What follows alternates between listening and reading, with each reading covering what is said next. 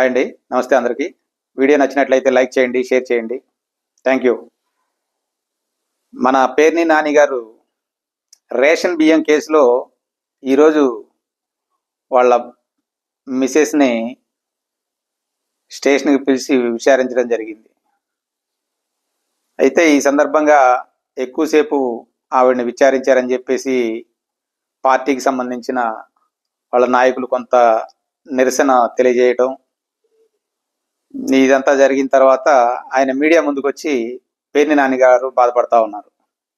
ఒక ఆడపడుచు అక్కడ దాకా స్టేషన్ దాకా వెళ్దాం అంటే కొంచెం ఇబ్బందికరమైన పరిస్థితి. దానికి ఆయనే చెప్తా ఉన్నారు, చంద్రబాబు నాయుడు గారు వద్దంటూనే ఉన్నారు. ఒక ఆడగురిని అరెస్ట్ చేయడం ఏంటయా, బుద్ధి లేని పని, ఏదైనా ఉంటే నాన్నగారి మీద చూసుకోండి అని చెప్పి ఆయన అన్నారు. నాకు అక్కడ ఉన్న వాళ్ళే చెప్పారు అది చెప్తారంటే దాన్ని బట్టి మనకేమో అర్థం అవుతుంది.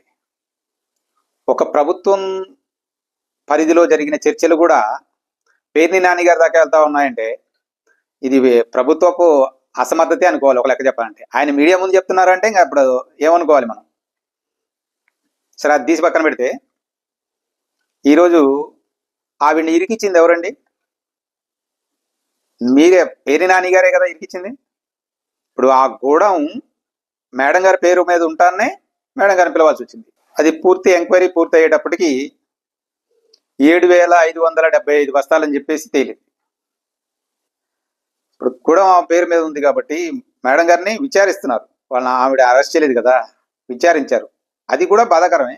కేవలం మీరు ఆవిడ పేరు మీద గోడ ఉంది కాబట్టి విచారిస్తున్నారు. అయితే ఇప్పుడు తప్పు జరిగిందా లేదా? తప్పు జరగకపోతే మీరు డబ్బు ఎందుకు కట్టారు? ₹1 కోటి ఆల్రెడీ కట్టేశారు, ఇంకా ₹1,70,00,000 ఏమో కట్టమన్నారని చెప్పి వార్తలు వస్తూ ఉన్నాయి. మీరే చెప్తా ఉన్నారు తప్పు జరిగిన మాట వాస్తవం, దానికి నేను డబ్బు కడతా అన్నాను. అదేందండి, దొంగతనం చేసి వచ్చేసి మనం దొరికిపోయామన్నప్పుడు డబ్బులు కడితే అది పద్ధతి కాదు కదా. మీరు పెనాల్టీ కట్టారు, కేసు పురాణం ఉంటుంది, తప్పు లేదు అందులో. పోతే ఇది కక్ష సాధింపు కాదా అంటున్నారు. కొల్లు రవీంద్ర గారిని అరెస్ట్ చేసినప్పుడు మీకు అనిపించలేదా?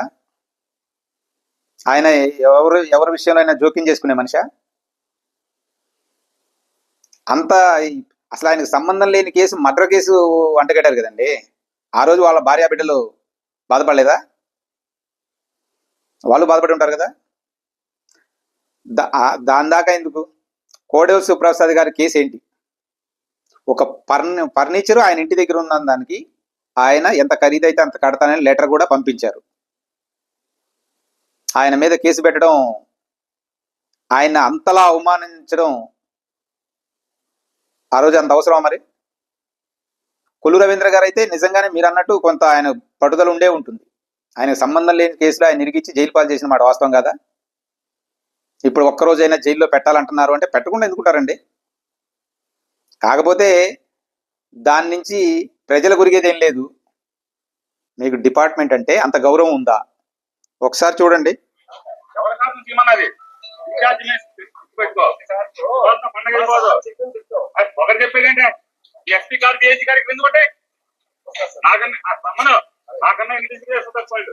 ఒక డిఐజీని మనం పదవిలో ఉండగా బెదిరించిన పరిస్థితి సార్ అది. పదవిలో ఉంటేనేమో బాహుబలిలాగా, పదవి పోతేనేమో బిజ్జాల దేవుళ్లాగా మాట్లాడితే ఎట్లా చెప్పండి? మన రాజకీయ నాయకులు ఎవరైనా హుందాతనంగా, మీరు హుందాతనంగా ప్రవర్తించినట్లయితే ఈరోజు వాళ్ళు హుందాతనంగానే ఉండేవాళ్ళు. Thank you.